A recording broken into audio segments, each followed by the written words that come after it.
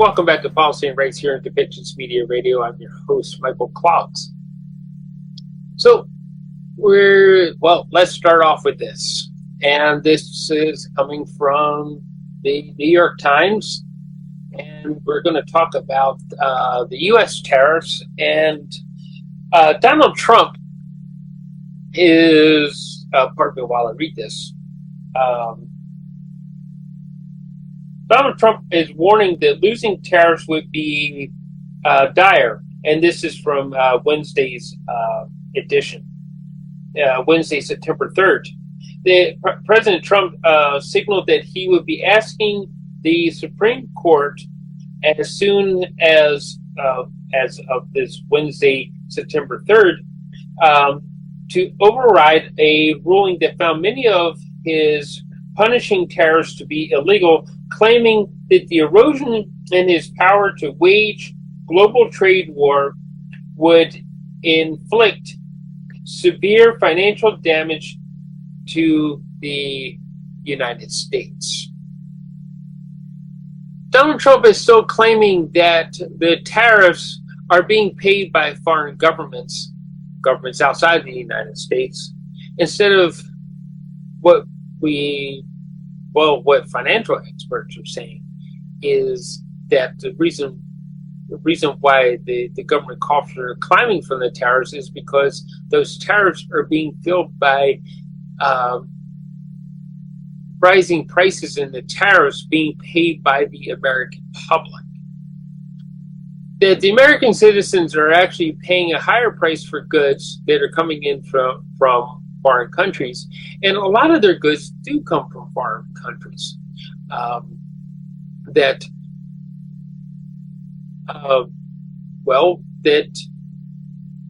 a lot of things come from Canada, they come from China, they come from Japan, and other various countries from around the world, and and at different levels of products. It could be a car, different parts of a car coming from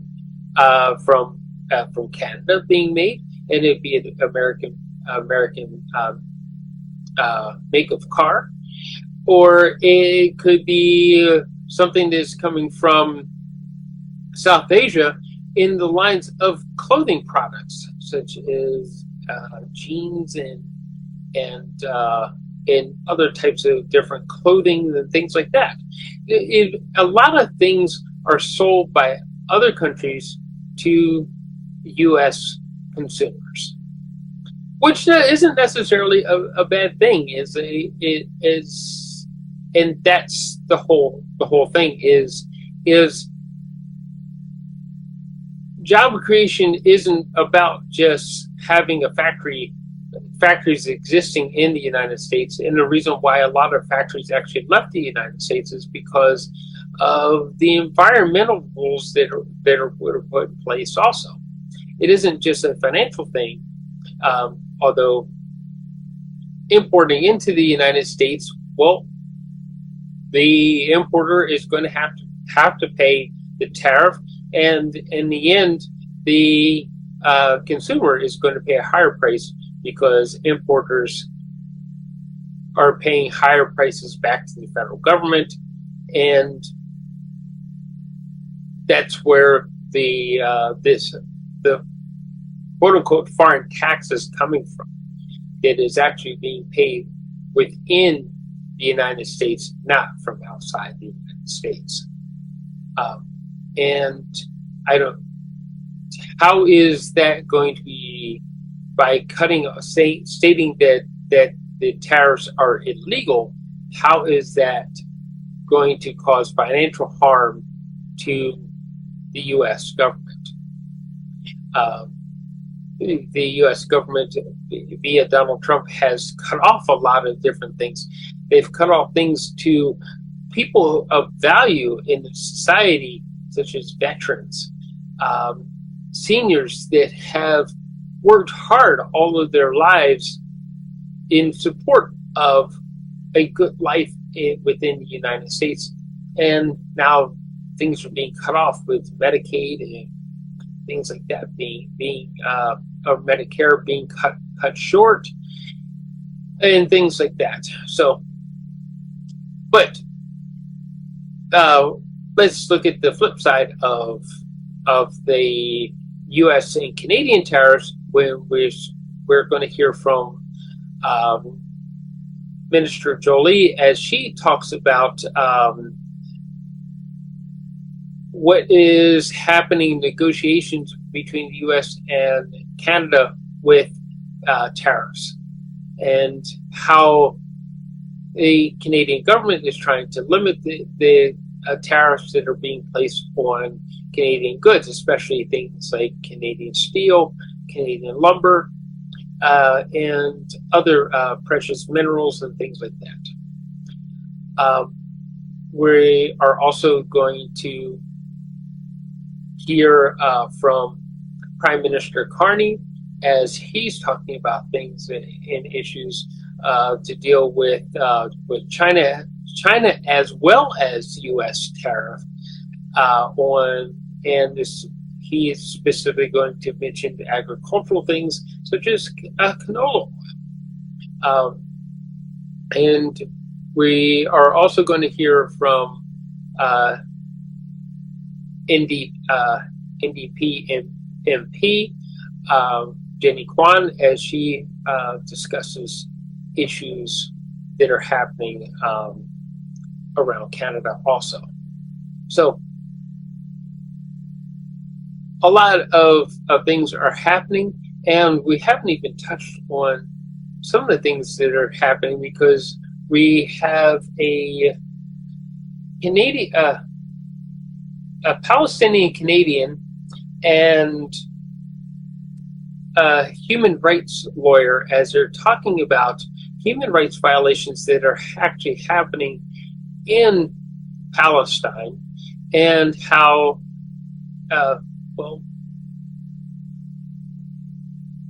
Canadian government as well as U.S. government are not doing it what they could to actually put an end to some of those violations. So we're going to listen to some of that in this particular episode. And what are those violations, and how could the Canadian government step up and be more proactive in slowing down what the Israeli Defense Force and the Israeli government is doing to Palestinians, and how they are interacting in Gaza, and how relief efforts could get through if Israel was to allow them.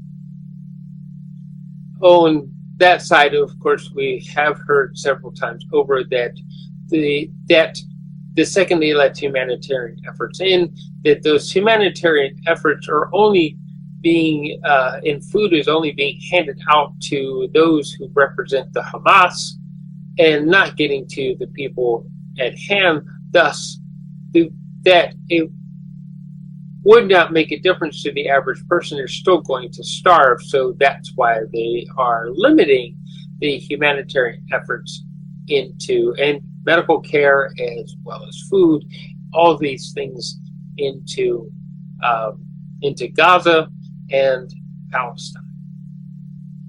So quite a chunk of what is actually happening in our world today, and how can we as average citizens prod our own government, because we do have that power.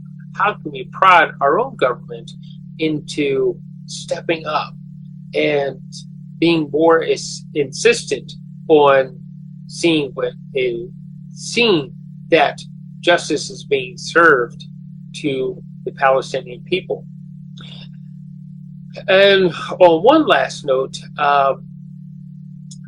leading back to Donald Trump.